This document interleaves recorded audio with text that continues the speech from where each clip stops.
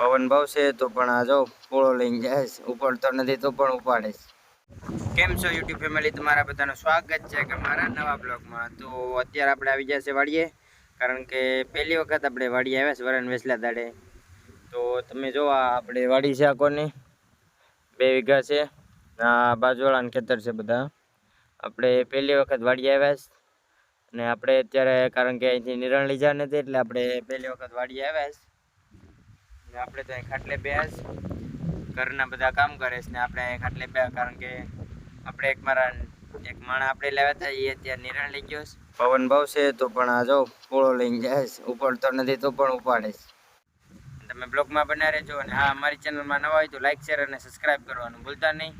તો અત્યારે આપણામાં ઘઉં વાવેલા હતા એટલે ઘઉં કાઢી લીધા છે ને એમાં તો હજી એમાં દાજ્યું કરવાના એટલે હળગાવાના છે બધા, એટલે ખેતર થઈ જાય ચોખ્ખું ને પછી ખેડાવી નાખવાનું છે.